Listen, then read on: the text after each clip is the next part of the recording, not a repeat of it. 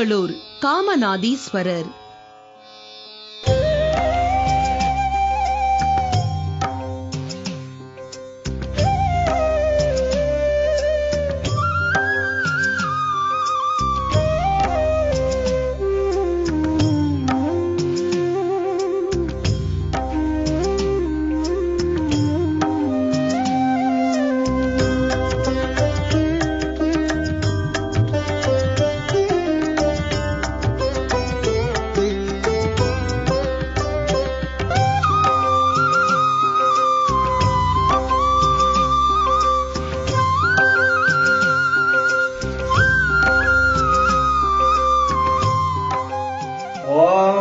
वक्रतुंड महाकाय सूर्यकोटि समप्रभा निर्विघ्नं गुरुमे देव सर्वकार्येषु सर्वदा श्री महागणपतये नमः.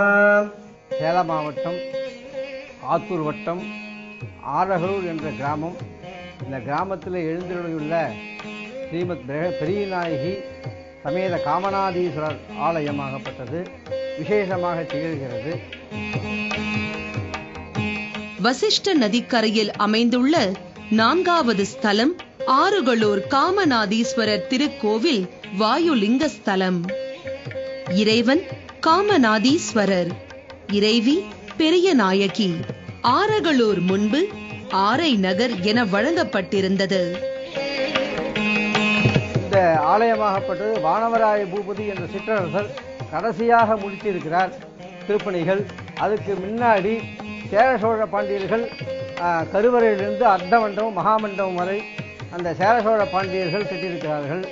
அம்பாள் சன்னதி விஜயநகர பேரரசு மகாராஜாக்கள் கட்டியிருக்கிறார்கள்.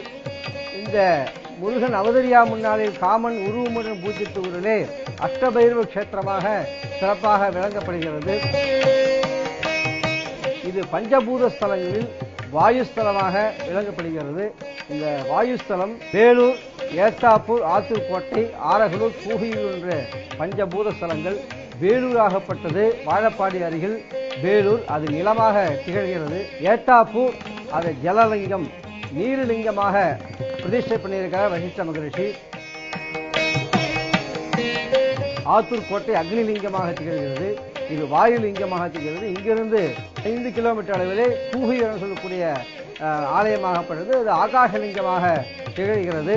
இந்த பஞ்சபூத ஸ்தலங்களில் வாயுஸ்தலகம் வாயுஸ்தலமாகப்பட்டது சிறப்பு வாய்ந்ததாக கருதப்படுகிறது.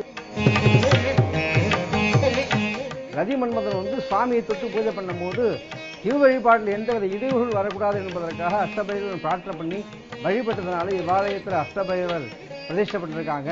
அந்த 8 பைரவருடைய பெயர் அசிதாங்க பைரவர், உரு பைரவர், சண்ட பைரவர், குரோதன பைரவர், உன்மட்ட பைரவர், கபால பைரவர், பீஷண பைரவர், கால சம்கார பைரவர் சொல்லக்கூடிய அஷ்டபைரவர் இங்கே பிரசித்தமாக இருக்கிறது.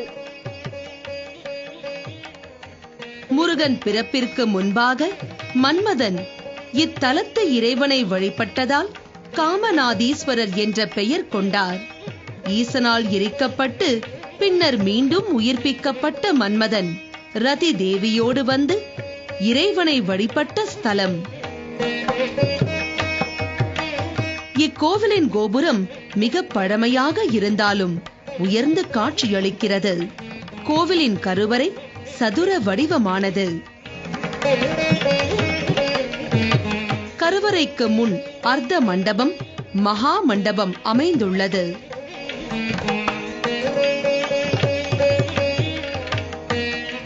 கருவறை சுற்றுக்களில் அமைந்துள்ள 5 தேவ கோட்டங்களில் முறையே கணபதி, தட்சிணாமூர்த்தி,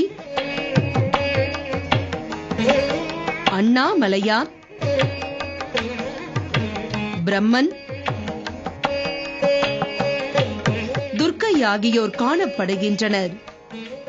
சண்டிகேஸ்வரர், முருகன் போன்ற தெய்வங்கள் 2வது சுற்றில் அமைந்துள்ளன. ஈசானமூர்த்தம், ஈசான ஜெகபூம், தத்புரூபம், அகோர சுபமும், வாமதேவம், சத்யோஜபூம், சத்யோஜத பிரம்மபூம் என சொல்லக்கூடிய 6 முக கடவுள். அந்த 6 முக கடவுள் மயில் ஒரே கல்லால் ஆகப்பட்டது, ஒரே கல்லால் செய்யப்பட்டது. அந்த மயில் தான் ஆதாரமாக அந்த சிற்ப வடிவுகள் செய்து இருக்கிறார்கள். வானசாஸ்திர சிவாக விதி பிரகாரம் இதை அமைத்திருக்கிறார்கள்.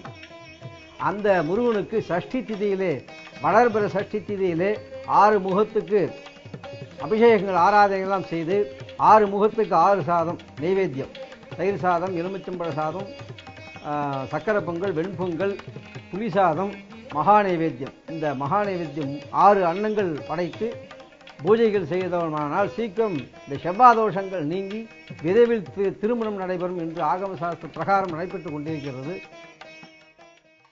இத்தலத்து இறைவனை திருமால், பிரம்மன், சூரியன் ஆகியோர் வணங்கியதாக காமநாதர் கோவை பாடல் குறிப்பிடுகின்றன.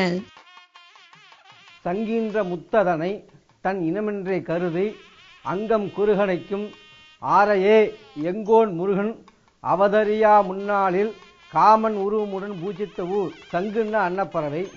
அந்த அன்னைப்பறவையானது இந்த ஆரகலூர் மாநகரிலே திகழ்ந்திருக்கிறது. முத்துக்கள் இங்கே ஆரகலூர் மாநகரிலே விளைந்திருக்கிறது. முத்துக்கள் விளையும் அளவிற்கு இந்த ஆரை மாநகரம் நீர்நில வளங்களோடு சிறப்பாக இருந்திருக்கிறது. வீதிபுலா சென்ற இறைவன் கோயிலுக்கு திரும்ப தாமதமாகிறதென அம்பிகை கோபம் கொண்டு கோயில் கதவை சாற்றி விடுவார். ஆருத்ரா தரிசனம் அன்று ஊர்வலம் முடித்த ஈஸ்வரன் கோயிலுக்கு திரும்புகையில் வழிநெடுக பெண்கள் ஆரத்தி எடுப்பதால் கோயிலுக்கு திரும்ப காலதாமதமாகிவிடும். கூட வந்த அர்ச்சகர்களும் ஊர் பெரியவர்களும் சமாதான தூது போவார்கள். கால தாமதத்திற்கான காரணத்தை விளக்குவார்கள். அம்பிகை சார்பில் ஒரு சாராரும், சுவாமிக்காக ஒரு சாராரும் வாதத்தில் ஈடுபட்டு வாதம் முற்றி வாழை மட்டையால் அடித்துக் கொள்வது போன்ற சுவாரஸ்யமான ஊடல்கள் ஏற்படும். பின்னர் கதவு திறக்கப்பட்டு சுவாமி உள்ளே செல்வார். தேய்பிறை அஷ்டமி தினங்களில் நள்ளிரவு 12 மணிக்கு பைரவ பூஜை செய்கின்றனர். இக்கோவிலில் பிரம்மாவிற்கும் நடராஜருக்கும் தனித்தனி சன்னதிகள் உண்டு. கோவிலின் வடபக்கம் 63 நாயன்மார்களின் சிலைகளும் காணப்படுகின்றன. கோவிலின் ஸ்தல விருட்சம் மகிழ மரமாகும். ஒவ்வொரு ஆண்டும் பங்குனி உத்திர திருவிழாவில் பூர நட்சத்திரம் அன்று காலை 6 மணி முதல் 7 மணிக்குள் ஸ்ரீ காமநாதீஸ்வரர் மேல் சூரிய பகவான் தன் ஒளி கதிர்களால் வணங்குவதை காணலாம். ஆரகலூர் காமநாதீஸ்வரர் கோவிலில் தின பூஜைகள் தவிர மாதந்தோறும் உற்சவங்கள் நடைபெறுகின்றன. ஆருத்ரா தரிசனம், சிவராத்திரி பூஜையும் சிறப்பாக கொண்டாடப்படுகிறது. ஐப்பசி கௌரி நோன்பு விசேஷம் வெகு விமர்சையாக கொண்டாடப்படுகின்றது. இக்கோவிலில் இருந்து கிபி 1913 27 கல்வெட்டுகள் படியெடுக்கப்பட்டுள்ளன. அவை சோழர் காலம் 14, பாண்டியர் காலம் 5, நாயக்கர் காலம் 13 கல்வெட்டுகள் ஆகும். இந்த அஷ்டபுஜ காலசம்கார பைரவருக்கு தான் விசேஷ அபிஷேகங்கள் ஞாயிற்றுக்கிழமை ராகு காலத்திலே 4 to 6 அபிஷேகாராதனைகள் செய்து அர்ச்சனை பண்ணி செய்தோமானால் இந்த 7 நாள் சனி, அஷ்டம சனி, அர்த்தாஷ்டம சனி, நவக்கிரக தோஷங்கள்லாம் நீங்குவதாக சாஸ்திரம். பைரவருக்கு சனீஸ்வரனே பைரவருக்கு தான் குரு. நவக்கோள்கள் பைரவருடைய கண்ட்ரோல் இருப்பதனால நவக்கிரகத்தினால் ஏற்பட்ட தொல்லைகள் ஏதாவது இருந்தால் பைரவா என்னை காப்பாற்றுன்னு சொல்லி ஒரு விளக்கு போட்டு அர்ச்சனை பண்ணிக்கிட்டோம்னாக்கா நவக்கோள்களையும் கூப்பிட்டு கண்டிப்பதா சாஸ்திரம். பைரவருடைய கண்ட்ரோல் இருக்கிறதுனால இந்த பில்லி சூன்யம், ஏவல் இதெல்லாம் பைரவருடைய கட்டுப்பாடு இருப்பதனால பைரவர்கிட்ட போய் அர்ச்சனை பண்ணிக்கிட்டோம்னா இந்த பில்லி சூன்யெல்லாம் எடுக்கக்கூடியது கால பைரவருக்கு தன்மை வாய்ந்தது. அதே மாதிரி சத்ருவில் எதிருடைய தொல்லைகள் இருந்து விடுபடுவோம் என்றால் பைரவர்கிட்ட செவ்வரளி பூவினால் அர்ச்சனை செய்தோமானால் இந்த சத்ருவில் எதிருடைய தொல்லைகள் அகலும். மிளகு தீபம் ஏற்றுவது இந்த ஆலயத்திலே விசேஷம். மிளகு தீபம் சிவப்பு துணியிலே கட்டி சுவாமி பைரவர்கிட்ட ஒரு மிளகு தீபம் ஏற்றினால் நம்மளுடைய கோர்ட்டு வில்லன் கேஸில் நமக்கு சாதகமாக அமையும் என்று ஆகம புராணங்களிலே கூறியிருக்கிறது.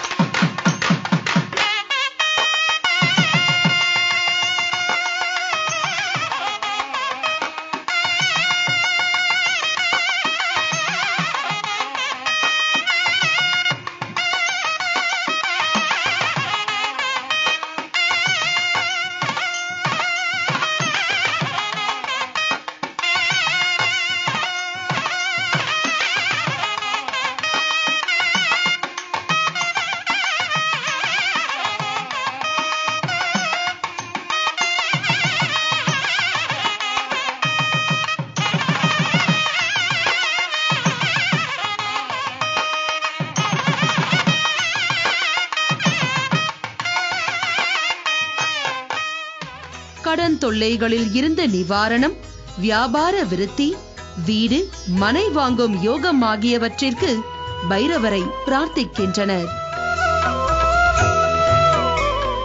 சுமார் ஒரு 10,000 பேர் மக்கள் சேவார்த்திகள் வந்து கொண்டிருக்கிறார்கள்.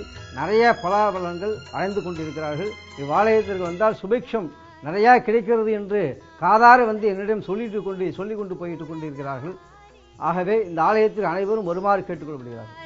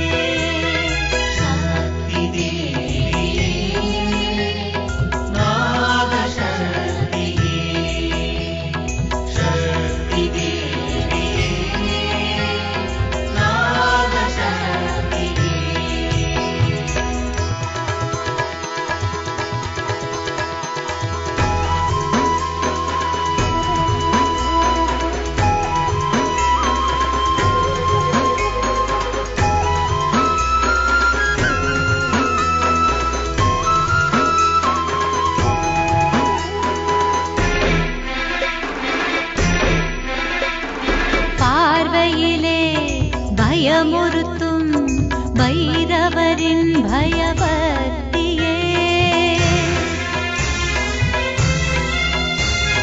பார்வையிலே பயமுறுத்தும் பைரவரின் பயபக்தியே, நின்ற கோலம் நிர்வாணம் என்றாலும் அழகான